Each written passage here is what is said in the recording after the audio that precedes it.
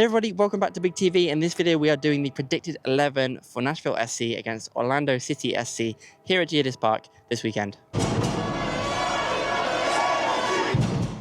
Hey everybody, I'm Tyler, welcome back to Big TV. Thank you so much for joining us here. If you want to see more Nashville SC fan content, don't forget to hit the like button and the subscribe button to keep up to date with our latest videos. Now, I have done the match preview video. You can go over and see that on the channel. But in this predicted 11, I'm going to give you the 11 that I think may start this weekend's game. It's tough to predict. We've done so well rotating the squad. BJ's done an amazing job of rotating the squad, so it's hard to know who's going to play. But I'm going to give you my 11 that I think I'd like to see, and potentially we will see for this game. One thing to put into perspective ahead of this game is, of course, the tiredness from the Inter Miami game. We've done well to get through in the Champions Cup there, and there are some tired bodies. There are some tired players there, no doubt.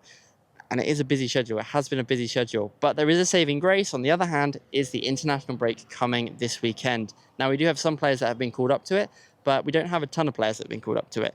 And so I think we need to kind of play a little bit of a balancing game between how the energy is from Wednesday and also what we're going to see at the weekend with a break for a lot of these players, which is just at the right time. We've done really well so far this season, managing to keep, we haven't lost yet.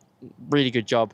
And we've managed to keep the fitness at an incredibly good level with no injuries so far, really. Reed Baker-Whiting was injured for a little bit of a game, but that was a contact injury, not muscular. And so I think the team's done really well in that respect, especially the medical team. They've done really well to allow that to happen.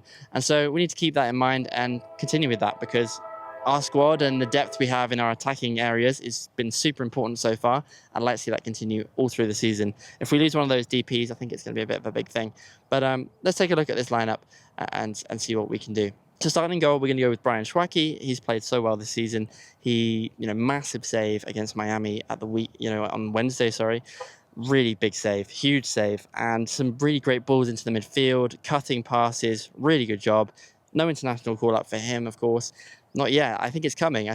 He's playing so well. He's going to be a player to watch, and as his career develops, he's done the hard work. He's been to Livingston in Scotland. He's been to Spain already in his career, and really impressive what he's going to be able to do and is doing right now for Nashville SC. So that call-up is coming. I'm sure of it. I'm sure eventually he is going to get that call-up. He may be a year or two away from that, but it's coming, and excited to see it. But really great player, really doing a great job for us. We haven't lost yet with him in goal. I'm going to put him in goal because he's our number one. He's our number one, and we haven't lost yet. And in fact, I'm liking him so much right now, I'm feeling like I should go and buy a shirt behind me.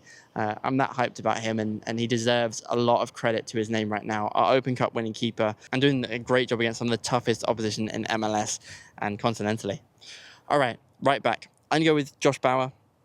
I think he's got the legs in the tank. He's got the energy. He came on for the last few minutes to see the game out. I don't think we need the attacking threat of Andy Nahar straight from the off with this game. I think we can survive without him. I honestly think that we'll be okay. So I'm going to play Josh Bauer in there. Let's look at Andy's minutes and measure those and be careful with his minutes and allow him to, let's not overload him. He is a player who has had an injury-prone past. And Josh Bauer starts in there. Defensively solid. Great second choice right back for me. Very happy. On the right side of centre-back, I'm going to go with Jason Palacios. He got a rest last weekend. I think he plays this game. I think we rest leggy. Palacios, what to expect from him. Great performer.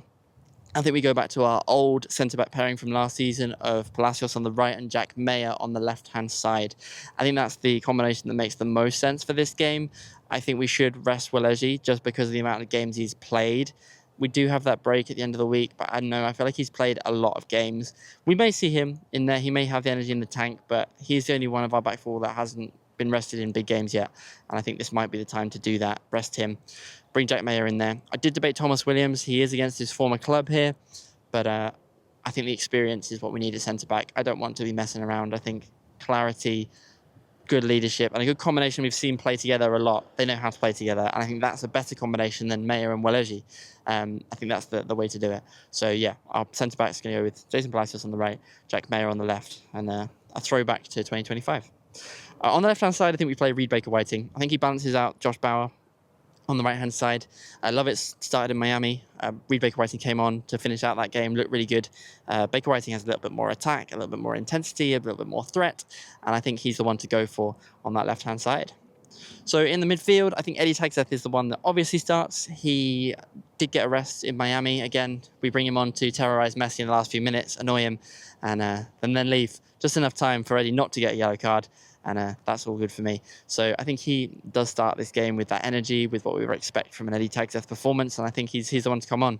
Now, that leaves another question in the midfield. Is it Yazbek? I don't think it is Yazbek. I think Yazbek has played so well in the last few games, but I think we need to be cautious of resting him. He's got to go and play with the Australian team. I don't know where they're playing. I don't know if he's got to fly home for that, but that's a lot to take out of a man, in the week coming. So he's not getting an international break. If I was Peter Callaghan, I would be very cautious with him and I would rest him to start this game. Not because of how he's performed, but because of how we want him to perform and how we want him to be in good health going into the World Cup, going into his international break here. And I think we could overplay him easily. He's doing a lot of work in there. He's running back, he's tracking back. He's also running up the other end of the field and scoring. He is a player that I am loving. And I've liked him for a very long time. Since that goal in the Open Cup, I keep mentioning it on videos, but I've seen this quality in him for a long time, and I'm just glad that it's coming to fruition and people are actually starting to notice it now. He's really stepped up, and I love that. So I think we're going to leave Yazbek out because of that, despite all the hype I've just given him. Do we play a Costa or a Corcoran in there? I think this could be a Corcoran game, spraying the ball around, quarterback role. So I'm going to put Corcoran in there. I think Acosta is a player that I was very impressed with on Wednesday night, but it was kind of not what I expected for him. It was pacey, it was intense, it was tracking down the opposition in the higher end of the field, not sort of sitting defensively and being in that role. So I think we could see an Acosta performance in there, a start in there, but I'm going to go Corcoran. Now, the only thing I'm a bit cautious of is that leaves us a little bit light in terms of height and physicality in the midfield, but I'm hoping that we have enough possession of the ball that doesn't matter. It is a little bit Barcelona from 2008, 2009, or whatever it was, where everyone's a little bit small, but hopefully we've got enough. This team that we're playing against is athletic, it is pacey, or it can be, but that's only in transition and when they've got the ball. And I think for the 90% of the time, we should be able to hold them back, be in their half, and these two players on the ball are good technical players. So I'm going to go with Eddie Tagzeth and Matthew Corcoran in there to start as our two central midfielders. Now, in front of them, I am going to put Hani Mukhtar. I think he was tired after that game in Miami, but Ramadan is now over. I think he will have a chance to refuel a little bit more. Even coming in hydrated is going to make a massive difference in terms of your energy levels, how you're feeling, how you recover as well. So he goes in there for me. That's one player I'm not sure. We could see him come out, but he is our captain. I think is important to the way we play. I think it's going to be important in breaking down this defense, finding those balls in between. I do think they're going to sit in a low block potentially, and I think that is why he needs to be there. I think we maybe bring him off and rest him later in the game, and I don't believe he's been called up to any international. I know there was talk about him changing nations or something at some point, but I don't believe he's been called up for anything. So with that in mind, he's going to get an international break, as far as I know. And for that reason, he's going to start. I'm going to put him in there for this predicted 11. On the left-hand side, I'm going to put Alex Wheel. I think he didn't play a lot in the Inter Miami game, but what he did do was come on and be really intense, really aggressive, and looked really good. I think he adds some physicality back in there. That left wing position, he comes in from there, and plays in the midfield is kind of how he works. Defensively, he's kind of in the midfield, and when we attack, he goes out to the left. So I think he's important in there to give some more energy, some more aggression in that midfield with that midfield three.